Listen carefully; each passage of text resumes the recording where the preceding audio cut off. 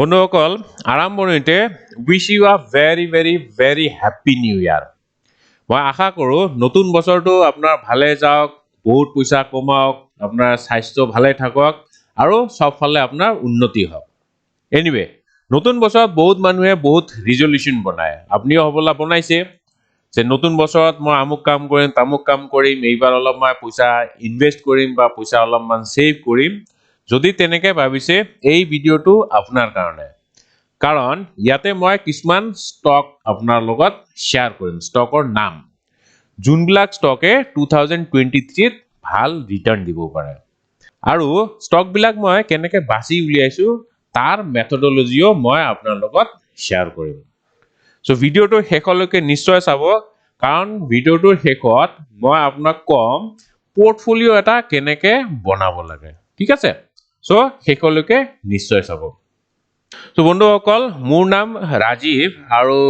যদি আপুনি প্ৰথমবাৰৰ বাবে আমাৰ চেনেলটো ভিজিট কৰি আছে তেতিয়াহলে আমাৰ চেনেলটো নিশ্চয় সাবস্ক্ৰাইব কৰিব আৰু লগতে বেল আইকনটো দবাই দিব, যাতে মই যেতিয়া এনেকুৱা ভিডিওবিলাক আপলোড কৰো তাৰ নোটিফিকেশন আপুনি টাইমলি পাই থাকে। সো এনিৱে তেতিয়াহলে পলম নকৰি পেলাই আমি জানি লওঁ 2023 আমি লং টাৰ্ম ইনভেষ্টমেন্টৰ কাৰণে কোনবিলাক ষ্টকত ইনভেস্ট কৰিব পাৰো, ঠিক আছে? সো ইয়াতে মই প্ৰথমতে মেথডলজিটো শেয়াৰ কৰিম, মানে মই কেনেকে ষ্টক বিলাক বাছি উলিয়াইছো তাৰটো কিবা এটা মেথডলজি থাকিব, হয়নে নাই? সো ষ্টক মাৰ্কেট এনালাইসিস কৰা বহুত পদ্ধতি আছে। এটা হল ফান্ডামেন্টাল এনালাইসিস আৰু এটা হল technical analysis. So technical analysis তো জেনাৰেলি ট্ৰেডিংৰ কাৰণে ইউজ হয়। ট্ৰেডিংত আপুনি টেকনিক্যাল এনালাইসিস জানিব লাগিব, কিন্তু আপনি যদি ইনভেস্টমেন্ট কৰিব বিচাৰিছে তেতিয়াহলে আপনি ফান্ডামেন্টাল এনালাইসিস কৰিবই লাগিব। সো ইয়াতে মই যে ষ্টক বিলাক উলিয়াইছো মই ফান্ডামেন্টাল এনালাইসিস কৰিহে উলিয়াইছো, ঠিক আছে? আৰু ফান্ডামেন্টাল এনালাইসিসও বহুত ধৰণৰ আছে, টপ ডাউন এপ্ৰোচ বুলি কয় আৰু বটম আপ এপ্ৰোচ বুলিও কয়। তো ইয়াত যোনটো মই এপ্ৰোচ লৈছো হেতু top down approach. Top down এপ্ৰোচত কি কৰে? টপ ডাউন এপ্ৰোচত আমি ম্যাক্ৰো ইকোনমিক কন্ডিশনটো চাও কান্ট্ৰি, দেন আমি সেক্টৰাল এনালাইসিস কৰো, সেক্টৰ এটা কেনেকুৱা পাৰফৰ্ম কৰি আছে, দেন আমি ইন্ডিভিজুয়াল কোম্পানীটোলৈ আহো। ইন্ডিভিজুয়াল কোম্পানীটোৰ আমি বহুত বস্তু চাও, ম্যানেজমেন্ট কেনেকুৱা, কোম্পানীটোৰ ব্যালেন্স শিট কেনেকুৱা, ইহঁতৰ ফান্ড ফ্লো কেনেকুৱা, এটসেট্ৰা এটসেট্ৰা। সো আমি ইয়াত যে মই ষ্টক কেইটা উলিয়াইছো তাৰ মেথডলজি কি? টপ ডাউন এপ্ৰোচ, ঠিক আছে? সো ইয়াতে আমি প্ৰথমতে কি কৰিছো? সেক্টৰাল পাৰফৰমেন্স চাইছো, দেন গ্ৰোথ, কোম্পানীটো year on year and quarter on quarter grow কৰি আছে নে নাই, ৰেভিনিউ কিমান, প্ৰফিট কিমান হৈ আছে, সেইখিনিও আমি এনালাইসিস কৰিছো। দেন ৰিটাৰ্ণ এক্সপেক্টেশন, কোম্পানীটোৱে ফিউচাৰত কিমানখিনি ৰিটাৰ্ণ এক্সপেক্ট কৰে সেইখিনিও আমি চাইছো। দেন চিপনেস মানে আপনি সব ফালৰ পৰা ভাল পালে, কোম্পানী এটা বা ষ্টক এটা আপনি ভাল পালে যে ষ্টকটো ভাল, সব ফালৰ পৰা ভেৰি গুড, কিন্তু ষ্টকটো যদি অলৰেডি হাইলি প্ৰাইসড হৈ আছে তেতিয়াহলে তেনেকুৱা কোম্পানীত আপনি ইনভেস্ট নকৰিব, কাৰণ প্ৰাইসটো অলৰেডি হাই হৈ আছে, ই যে আৰু ওপৰত যাব তাৰ সন্দেহ আছে। আৰু এইখিনিতে মই ৱাৰেন বাফেট এটা ফেমাস কোট আপোনাৰ লগত শেয়াৰ কৰিব বিচাৰিম। তেখেতে কৈছে যে কোম্পানী এটা ফ্যান্টাস্টিক হ'ব পাৰে, কিন্তু ই যদি অলৰেডি ফ্যান্টাস্টিক প্ৰাইজত ট্ৰেড কৰি আছে তেনেকুৱা কোম্পানীত কেতিয়াও ইনভেস্ট নকৰিব। আপনি ফ্যান্টাস্টিক কোম্পানী বিচাৰি উলিয়াব লাগিব, কিন্তু প্ৰাইসটো চিপ হ'ব লাগিব, সস্তা হ'ব লাগিব, তেতিয়াহে আপনি ফিউচাৰত ভাল ৰিটাৰ্ণ পাব, ঠিক আছে? গতিকে চিপনেসটো এটা ইম্পৰ্টেন্ট ফ্যাক্টৰ হয় ইনভেস্ট কৰিবলৈ। খালি এনালাইসিস কৰি ভাল ষ্টক বাছি উলিয়ালে নহব, ষ্টকটো আপনি সস্তা দামত কিনিব লাগিব, ঠিক আছে? সেইকাৰণে আমি হেতু ফ্যাক্টৰ ইয়াত কনসিডাৰ কৰিছো। গতিকে সেক্টৰাল পাৰফৰমেন্স মানে ষ্টক মাৰ্কেটত কথা এষাৰ আছে, ট্ৰেন্ড ইজ ইয়োৰ ফ্ৰেন্ড। যদি ট্ৰেন্ডটো আপ ট্ৰেন্ডত আছে তেতিয়াহলে আপনি তাত ইনভেস্ট কৰক বা বাই কৰক, আৰু যদি ট্ৰেন্ডটো ডাউন ট্ৰেন্ডত আছে তেতিয়াহলে তাত আপনি সেল কৰক। Trend is your friend. গতিকে আমি ইয়াত কি কৰিছো? সেক্টৰাল পাৰফৰমেন্স চাইছো, মানে 2022 কোনবিলাক সেক্টৰে ভাল পাৰফৰ্ম কৰিছে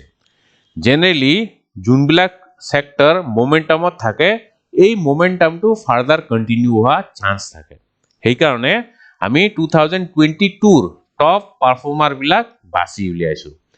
সো 2022 ত কোন কেটা সেক্টর টপ পারফর্মার আছিল ইয়াত মই টপ 7 সেক্টর লৈছো টপ 7 কিয়ৰ কাৰণে লৈছো হেতু মই আপোনাক কম সো প্ৰথমতে টপ গেইনাৰ যোনটো আছে 74% গেইন কৰিছে হেতু সেক্টৰ হল PSU বেংকিং সেক্টৰ যেনেকে SBI bank of Baroda Canara Bank PNB etc সেইবিলাক PSU বেংক যোনবিলাক পাবলিক সেক্টৰ বেংক হেতু টপ পাৰফৰ্মাৰ আছে 74% ৰিটাৰ্ণ দিছে জানুৱাৰী 22 ৰ পৰা ডিসেম্বৰ 22 লৈকে then Second sector to whole fertilizers and agrochemicals 35%, then paper 33, sugar 30%, private banking sector all of man underperform korise jeneke PSU bank 74 kintu private bank jeneke HDFC ICICI then Axis bank hebilak all of man kom perform korise tothapio top performer bitor ase top 5 ot ase 28%, then industrial manufacturing 22 and consumer services 22 আৰু ইয়াত যে মই 7টা sector লৈছো 7টা sector কিহৰ কাৰণে লৈছো মই এই পুৰা ভিডিওটোত আপোনাক 5টা ষ্টকৰ নাম শেয়াৰ কৰিম ঠিক আছে যোনকিটা ষ্টকত আপুনি ইনভেস্ট কৰিব লাগে আৰু এই যে মই টপ 5 ষ্টক লৈছো এই কিটা ষ্টক গুটেই কিটা লাৰ্জ কেপ মানে গম পায় ন লাৰ্জ কেপ মানে বহুত ডাঙৰ কোম্পানী আৰু লাৰ্জ কেপ মই কিহৰ কাৰণে লৈছো কাৰণ মোৰ জিনবিলাক ভিউৱাৰ আছে most of the viewer নতুন ইনভেস্টৰ বা নতুন ট্ৰেডাৰ হয় আৰু মই সদায় সাজেষ্ট কৰো নতুন মানুহবিলাক লাৰ্জ কেপতহে ইনভেস্ট বা ট্ৰেড কৰিব লাগে তাৰ ৰিজন কি লাৰ্জ কেপ বিলাক অলপমান লেস ভলেটাইল ঠিক আছে লেস ভলেটাইল হলে হেবিলাক কি হ'ব মার্কেট যেতিয়া ডাউন হ'ব তেতিয়া কমকে নামিব আৰু মাৰ্কেট যেতিয়া ওপৰলে যাব তেতিয়া ই লাহে লাহে ওপৰলে যাব মানে স্টেবল হয় এইবিলাক company return to stable 15 20 to 25% লৈকে আপোনাক ইয়াৰলি ৰিটাৰ্ন দিব পাৰে কিন্তু মাৰ্কেটত আপুনি বেছি এক্সপেক্ট নকৰিব আপুনি ধীৰে ধীৰে শিকি লওক তাৰ পিছত আপুনি নিজেই গম পাব কোনবিলাক ষ্টকে ভাল ৰিটাৰ্ন দিয়ে কিন্তু ইনিশিয়ালি বেছি লোভ কৰিব নালাগে আপনি লাহে লাহে ইনভেস্ট কৰক অলপমান লেস ভলেটাইল ষ্টকত ইনভেস্ট কৰক যাতে আপোনাৰ প্ৰফিটতকে লস লক্ষ্য ৰাখিব লাগিব মানে লসটো যাতে কম হয় ঠিক আছে তো এই কিটা হল টপ পারফর্মার ইন 2022 আৰু নিফটি ৰিটাৰ্ণ কিমান আছিল only 4.3% সো নিফটিতকে এইবিলাক সেক্টৰ বহুত ধুনিয়া ৰিটাৰ্ণ দিছে সো গতিকে এই মোমেন্টাম যোনটো আছে এই কিটা সেক্টৰ এইটো 2023 বা আগলৈও কন্টিনিউ হোৱা চান্স আছে সেই কাৰণে আমি টপ 7 সেক্টৰ লৈছো আৰু ইয়াৰ ভিতৰত মই যেহেতু লাৰ্জ কেপ ষ্টক লৈছো সো পেপাৰ ষ্টক আৰু সুগাৰ এই দুটা সৰু সেক্টৰ হয় ইয়াত মানে লাৰ্জ কেপ ষ্টক নাই সেই কাৰণে মই বাকি বিলাক সেক্টৰ কনসিডাৰ কৰিছো টপ 7 ঠিক আছে সো গতিকে এতিয়া আমি কি কৰিম প্ৰত্যেকটো সেক্টৰৰ পৰা এটা এটলিষ্ট এটা ষ্টক আমি বাছি উলিয়াম আৰু তাতে ইনভেস্ট কৰিম ঠিক আছে আপনি ইনভেস্ট কৰোতে কেতিয়া এটা পাৰ্টিকুলাৰ কোম্পানীতে ইনভেস্ট কৰিব নালাগে ডাইভাৰসিফিকেশন বুলি টাৰ্ম এটা আছে শেয়াৰ মাৰ্কেটত সদায় আপোনাৰ পোৰ্টফলিওটো ডাইভাৰ্স কৰিব লাগে সো হেতু কেনেকৈ কৰিব লাগে হেতু মই লাষ্টৰ পিনে কম সো আগে আমি ষ্টক কিটা জানি লম সো প্ৰথম যোনটো মই PSU বেংকিং সেক্টৰ ষ্টক বাছি উলিয়াইছো হেতু হল SBI state bank of India কিহৰ কাৰণে বাছি উলিয়াইছো এতিয়া কারেন্ট প্রাইস হৈ আছে 612 as on 2nd January ঠিক আছে 52 weeks হাই এবছৰত এইটো হাই বনাইছে 630 আৰু লো এইটো ডিভিডেন্ড ডিল 1.16% ডিভিডেন্ড ডিল মানে কি আপনি যদি SBI 100 টকা ইনভেস্ট কৰে সো ইয়ারলি আপনি 1 টকা 16 পয়সাকে পাব সো হেতুক ডিভিডেন্ড ডিল বুলি কয় then ROE return on equity 12% মানে ইয়াতে যদি আপনি ইনভেস্ট কৰে বছৰি 12% কে আপোনাক ৰিটাৰ্ণ দিয়াৰ চান্স আছে ঠিক আছে সো মই ইয়াৰে year on year and quarter growth কেনেকুৱা আছিল প্ৰফিট কেনেকুৱা হৈছে বা ৰেভিনিউ কেনেকৈ জেনেৰেট কৰিছে সেইখিনি মই ডিটেইলছ নেদেখাওঁ কাৰণ সেইখিনি দেখাবলৈ গ'লে বহুত টাইম লাগি যাব কিন্তু মই বস্তুখিনি চাইছো ইহঁতৰ গ্ৰোথটো কেনেকুৱা আৰু মই পাইছো ইহঁতৰ গ্ৰোথটো ভাল আৰু এই গ্ৰোথটো যোনটো মোমেন্টাম আছে সেইটো কন্টিনিউ হোৱা চান্স আছে সো গতিকে ডেফিনেটলি SBI এটা ভাল ষ্টক হয় লাৰ্জ কেপ ষ্টক অলপমান ষ্টেবল হ'ব ৰিটাৰ্ণ 12.2% দি আছে ফিউচাৰটো দিয়া চান্স আছে আৰু এইটো হ'ল important factor P price to equity ratio' price to equity ratio' is 13 so year definition মই ক'বলৈ নাযাওঁ কিন্তু 13 টকাটো কি বুজাইছে সেইটো মই আপোনাক কৈ দিওঁ 13 টকাটো এইটো বুজাইছে আপুনি যদি 100 টকা পাবলৈ যায় তেতিয়াহ'লে আপুনি তাৰ এগেইনষ্টত 13 টকা ইনভেষ্ট কৰিব লাগিব সো গতিকে এই পি ৰেচিঅ'টো যিমান কম হ'ব সিমানে ভাল মানে আপুনি সস্তা দামত পাই আছে এইটো চিপনেছৰ এটা ইণ্ডিকেটৰ হয় মানে সস্তা ইণ্ডিকেটৰ ঠিক আছে সো প্ৰথম ষ্টক আমি কি পালো SBI ত আমি ইনভেষ্ট কৰিব পাৰো কিন্তু কিমান পইচা ইনভেষ্ট কৰিব লাগিব হেতুও মই কম অলপমান ধৈৰ্য সহকাৰে চাই থাকক সো নেক্সট কোনটো ষ্টক আছে ফাৰ্টিলাইজাৰ এণ্ড এগ্ৰোকেমিকেলছ সো ইয়াৰে মই এটা ষ্টক বাছি উলিয়াইছো UPL ৰ কাৰেন্ট প্ৰাইচ 722 আৰু 52 উইকস হাই লো এইখিনি হয় এইখিনি ইমান চাব নালাগে মই এইটো কাৰণে দেখাইছো কাৰণ কাৰেন্ট প্ৰাইচটো ইমান হৈ আছে হাই ইমান বনাইছে লো ইমান মানে এতিয়া যোনটো প্ৰাইজত ট্ৰেড কৰি আছে সেইটো মানে ৰিজনেবল প্ৰাইচ হয় নে নাই সো হাই 848 আছিল এতিয়া 722 তাৰনে ই বহুতখিনি অলৰেডি কাৰেকচন দিছে তাৰনে অলপমান সস্তা হৈছে আমি ল'ব পাৰো সো ইয়াৰ ডিভিডেন্ড yield 1.39% মানে 100 টকাত আপুনি 1 টকা 40 পইচা মান পাব পাৰে ইয়াৰলি আৰু ই ধুনিয়া 16.7% পি টু এগেইন 13 মানে সস্তাই হয় আপুনি যেতিয়া ইনভেষ্ট কৰিব যাব তেতিয়া পি টু চাব পি টু যিমান কম হয় সিমানে ভাল বিলো 30 হ'ব লাগে ঠিক আছে 30 তকৈ ওপৰত হলে ই এক্সপেন্সিভ বুলি ধৰা যায় সো এইটো call second sector fertilisers and এগ্ৰোকেমিকেলছ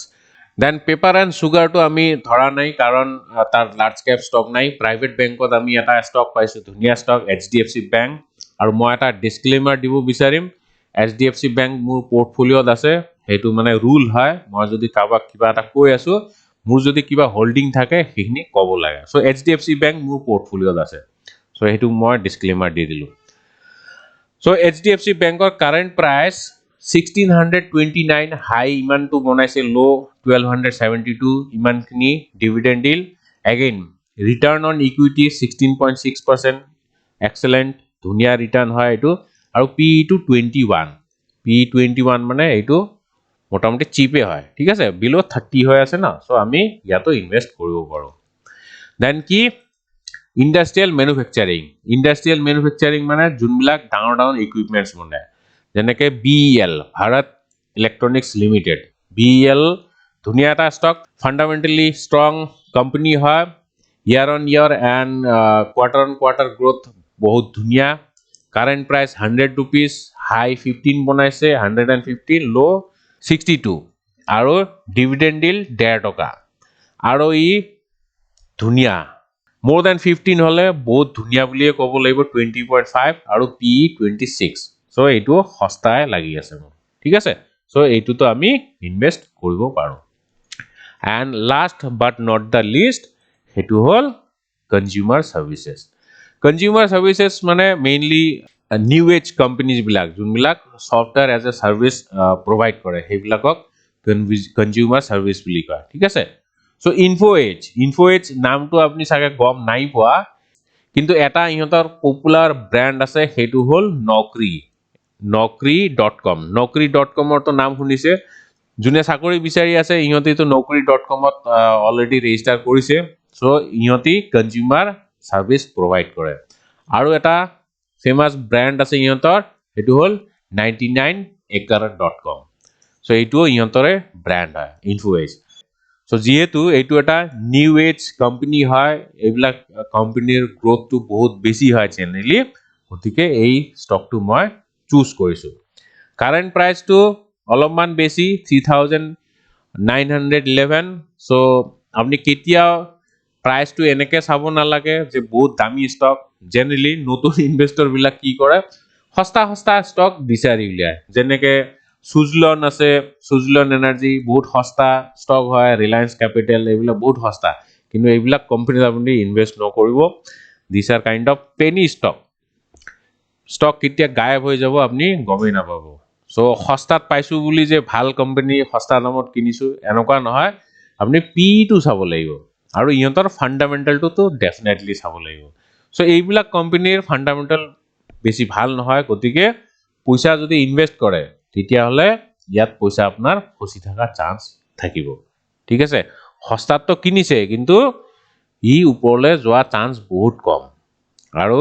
বস্তুটা সস্তা কিয়ৰ কাৰণে কাৰণ তাৰ ডিমান্ড নাই ঠিক আছে সো গতিকে কোম্পানী এটাৰ কাৰেন্ট প্ৰাইসটো চাই পেলাই আপনি কেতিয়াও সস্তা বা কষ্টলি হেতু ডিসাইড নকৰিব যেনেকে এমআৰএফ ৰ প্ৰাইসটো এতিয়া 90000 মানে এটা শেয়াৰৰ দাম 90000 সো এটো কষ্টলি বুলি নাভাবিব তাৰ পি টু যাব বহুত কম গতিকে এনেকে হে চাব লাগে সো ইয়াৰে ডিভিডেন্ড ইল্ড টো অলপমান কম কিন্তু আৰওই চাওক 22 প্ৰায় সো বহুত ধুনিয়া আৰওই সো এইবিলাক ষ্টক আৰু ফাৰ্দাৰ ওপৰলে যোৱা চান্স থাকে আৰু এইখিনিতে মই আৰু এটা ডিসক্লেইমাৰ দিম মই যোনখিনি ষ্টক বাছি উলিয়াইছো মোৰ নিজৰ ফান্ডামেন্টাল এনালাইসিস আৰু মই কেতিয়াও গ্যাৰান্টি দি নকওঁ যে এইবিলাক ষ্টক বহুত ধুনিয়া ৰিটাৰ্ন দিবই কিন্তু পোৰ্টফোলিও এটা কেনেকে বনাব লাগিব হেতু মই আপোনাক ডেফিনেটলি কম কিন্তু মই গ্যাৰান্টি কেতিয়াও নিদিও ষ্টক মাৰ্কেটত কোনো গ্যাৰান্টি দি একো ক'ব নোৱাৰে আৰু যদি আপনি সিৰিয়াসলি ইনভেস্ট কৰিব বিচাৰিছে তেতিয়া হলে আপোনাৰ নিজৰ ফাইনান্সিয়াল এডভাইজাৰক কনসাল্ট কৰিহে ইনভেস্ট কৰিব সো এনিৱে আমি টোটাল 5টা ষ্টক আমি ইয়াতে বিচাৰি উলিয়ালো গুটেকিটা ফান্ডামেন্টালি ষ্ট্ৰং কোম্পানী হয় এতিয়া পোৰ্টফোলিও কেনেকে বনাব সদায় আপনি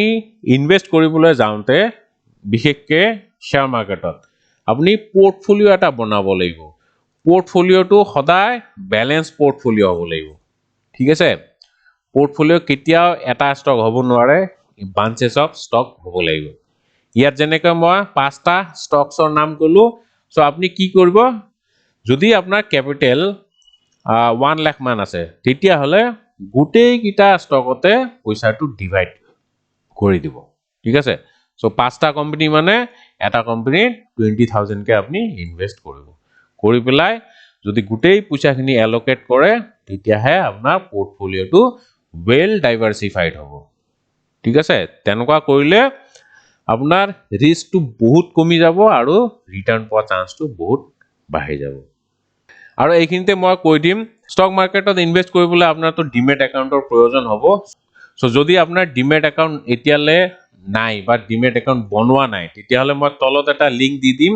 তাত গৈ পেলাই আপনি ফ্ৰীতে ডিমেট একাউন্ট এটা খুলি ল'ব পাৰিব আৰু আপনি ষ্টক মাৰ্কেটত ইনভেস্ট বা ট্ৰেডিংও কৰিব পাৰিব সো এতিয়া মোক লাষ্টত আপনি এটা মোক উত্তৰ দিয়ক ভিডিওটো কেনেকুৱা পাইছে হেতুটো জনাবই আপনি ইনভেস্ট কৰিবনে 2023 ত যদি কৰে ইয়েস বুলি লিখক আৰু যদি নকৰে তেতিয়া হলে নো বুলি লিখক কিন্তু মোৰ মতে আপনি ইনভেস্ট স্টাৰ্ট কৰিব লাগে কমকে হলেও স্টাৰ্টটো কৰিব লাগে সো এনিৱে আজিৰ ভিডিওটো ইমানে শেষলৈকে ভিডিওটো চোৱাৰ বাবে ধন্যবাদ